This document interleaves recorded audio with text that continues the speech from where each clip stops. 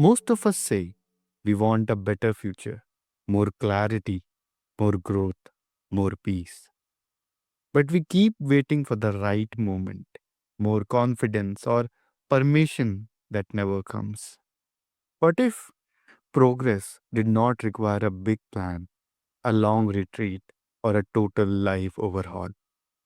What if 7 intentional minutes a day could quietly change your direction? Welcome to Healthy Mind, Healthy Life, where we explore on practical human conversations that support mental clarity, emotional health, and intentional living.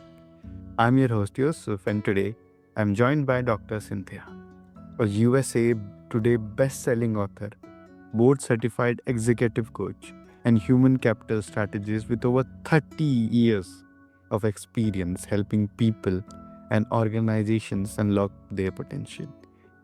We are talking about start investing in your future today, the 7 minute pivot, now, near, next, and why treating ourselves and our people as appreciating assets changes everything. With that, I welcome my guest, Dr. Cynthia, to the show. Thank you so much, Yusuf. It's so good to be with you. Cynthia, I am curious, what moment in your own journey made it clear that waiting to be ready was costing people far more than they realized? Yeah. So, as you mentioned, I spent over 30 years in the corporate world. And about 2.5 years ago, during a change in the CEO, my position was eliminated. And at that point, I was a chief administrative officer. So, at the very high level, pinnacle of my career. I was also researching with my thought partner, Kimberly Rath. We were studying women around the world, uh, 4 countries, 5 race, ethnicities, etc. And what we found is women in particular and people of color are not very intentional in their careers. And so when my position was eliminated, the saving grace, the thing that helped me move to a new chapter was that I had already been working on my future. I had been thinking about what I wanted to do 3 to 5 years later, and I was putting steps in motion. And that really saved me when it came to where do I go from here? And so it was at that point I became very convicted to this idea that we can't put our agency in somebody else's lap. We have to take intentionality with our own futures. Yeah. Many people believe that meaningful change requires massive effort, big time blocks, or perfect conditions. What is the biggest misconception you see about personal growth and future planning? Yeah, I think the biggest thing is people think that they have to do it all in one big opportunity or one big bite or one big step. And so most of us put it off, right? We say when we finish our master's degree or when we start a family or when my significant other lands their perfect job. When the kids go off to school, we have all of these reasons that we can kick the can down the road because we think that it's this massive undertaking. And what I believe is you can make a giant pivot in a completely new direction with little incremental steps that fit within your current life. Hmm. What I am hearing is that we often overestimate what change demands and underestimates what, consistency can do. That's right. That's exactly Yeah. right. Yeah, you mentioned in my bio the 7-minute pivot. So if I may, uh, one of the things that think about if you spent 7 minutes a day, 7 minutes to do the following.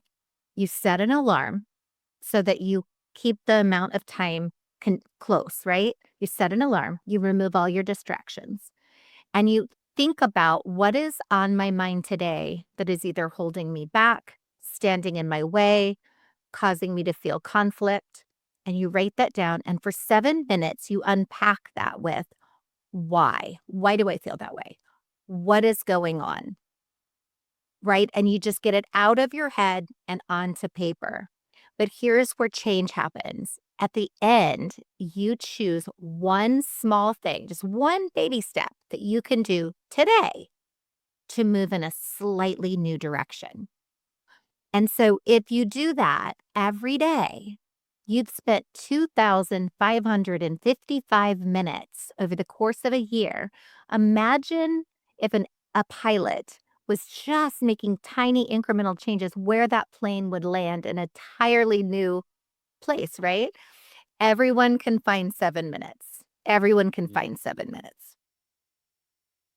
Yes, indeed. And it's really just comes down to your, I guess, will that you want to do or you don't want to do. Because That's right. 7 minutes is nothing. While compounding it, going consistently, doing that consistently is everything. That's exactly right. And it does have a compounding effect. I think of it almost like kinetic energy, right? Once you get the ball rolling, it continues to pick up momentum and goes faster and faster and faster unless a big barrier steps in the way. When those big barriers step in the way, that's when you have to get introspective again. What is blocking my path forward? What is standing in the way? Why is that? What do I need to do? One small thing to move that barrier so that I can continue my momentum. Why do so many capable people, especially women and high performers at that, wait to feel ready before taking action? Yeah, it's a really good question. Yusuf, what I found is that we studied women in particular, but there's a fair amount of data and evidence that also says people of color, right? Also tend to be taught to put your head down, work hard, and good things will happen. You will be tapped when it's your turn and when you're ready. And so oftentimes we are very compliant. We That makes sense to us. That's how we were raised in the education system, right? Sit still, put your head down, do the work, listen to the teacher, and you get a gold star. So Yeah. that conditioning continues to resonate. And then when we get into the workplace, we continue to keep our head down, working hard, right? Managing everything around us. We know statistically around the world, women carry a great deal of the burden of what happens at home. And so we don't look up and look forward. We don't raise our hand because we assume our performance will speak for itself. And the harsh reality is that organizations don't work like that. Very seldom do they go to the quiet person who's not putting their aspirations out there and tap them and say, Yusuf, you're doing such a great job. I know you haven't mentioned that you have any interest or aspirations, but we would like to talk to you about a promotion. They go to the people that are raising their hand, that are putting their aspirations into the universe, and that tends to be more commonly men. Yeah. Okay. You know, that insight is so powerful.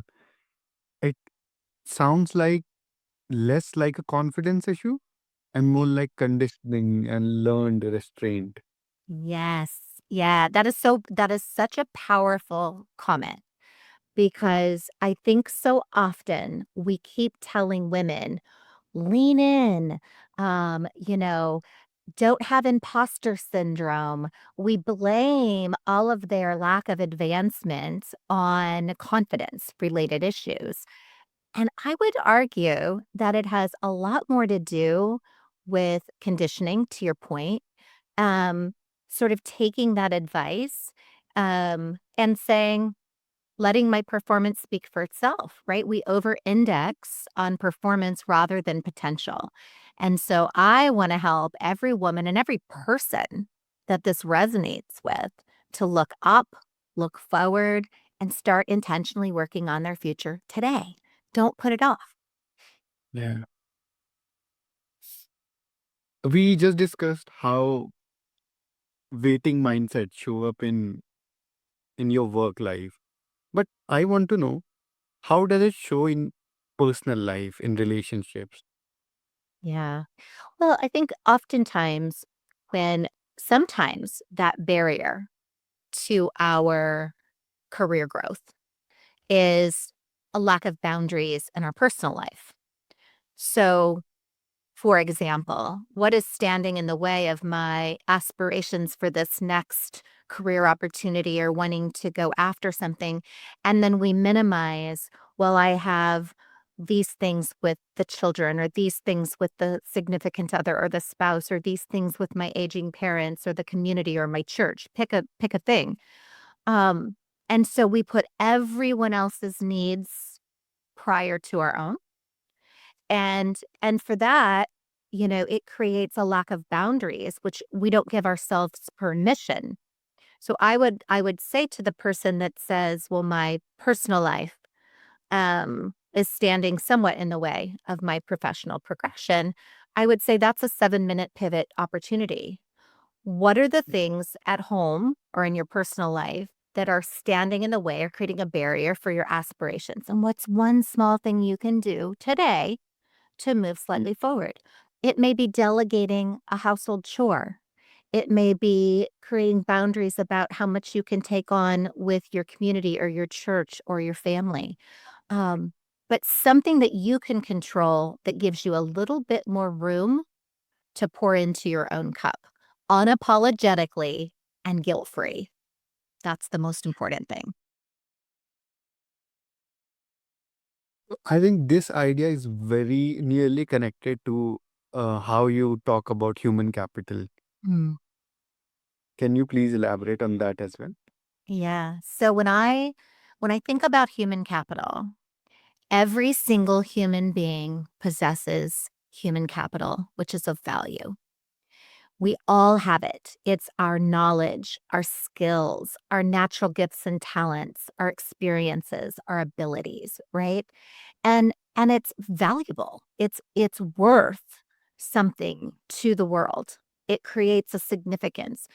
What I would say is that it starts with understanding, what is my purpose? What is it that gives me joy, that I feel called to do in this world?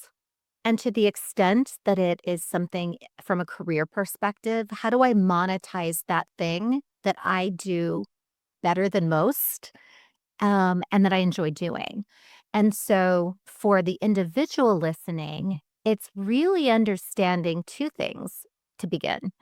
One, what is the thing that lights you up, that you're better at than most, that you do spontaneously and consistently? Your natural gifts and talents, not things you've learned in a book or studied, or it's not knowledge and skill. It's creativity or strategy or conflict resolution or communication, right?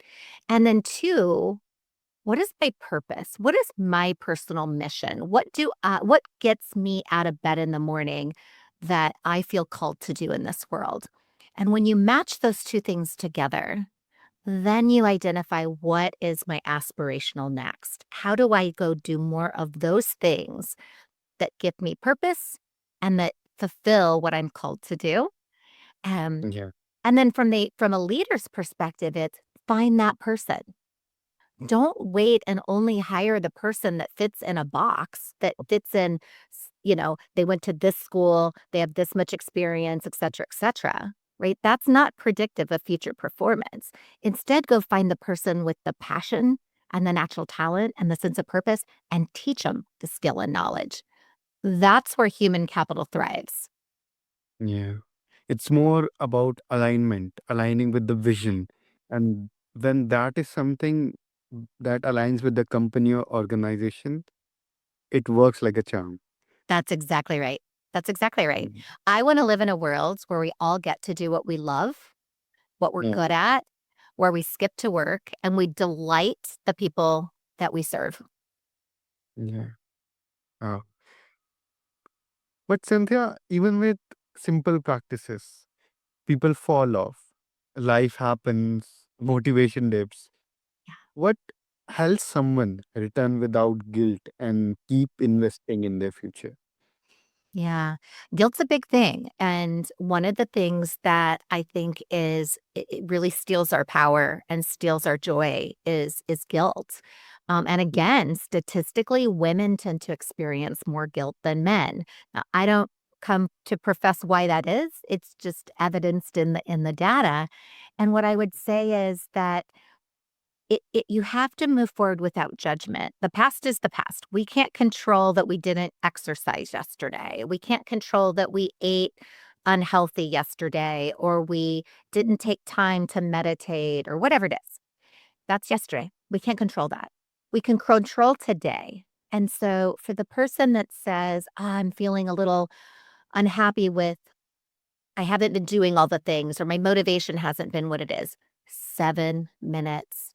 Anybody can do 7 minutes. And the beautiful thing neurologically is when you set the alarm, right?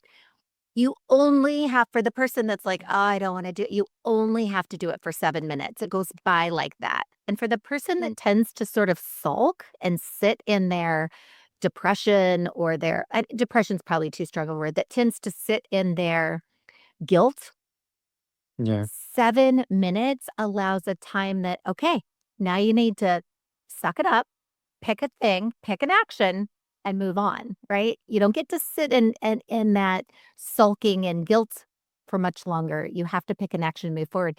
And again, like kinetic energy, once you get the ball rolling, all you need to do is give it a nudge. Give it a nudge. And if you don't do it today, then start tomorrow, but start. Yes.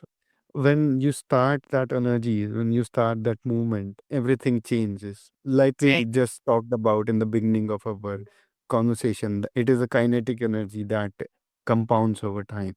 That's exactly right. That's Mm. exactly right. Cynthia, where can listeners connect with you? Oh, thank you for asking. So online, my website is dr-cynthia.com. So very easy, dr-cynthia.com. And on all of the socials, and I'm sure you'll have it in the show notes, it's Dr. Cynthia Bentzen-Mercer, which is long and hard to spell, but if you have it in the show notes, but you can find me always at dr-cynthia.com. Perfect. And to everyone listening, all these links are in the show notes. So just go and check those. Okay. Cynthia, is there any last message that you want to leave us with? Well, first of all, thank you. Thank you for having me on the show and the privilege of being with you and the person listening. I would say start working on your future today. Don't put it off. Thank you so much for joining us on Healthy Mind, Healthy Life. Thank you. It's great to be with you. And to everyone listening, if this conversation resonated, take 7 minutes today and begin. You do not need permission. You do not need perfection. You just need intention. And your future is not built in someday moments. It is shaped by small, intentional investments you make consistently, starting right now. Until next time, take care of your mind, invest in your life, and keep moving forward.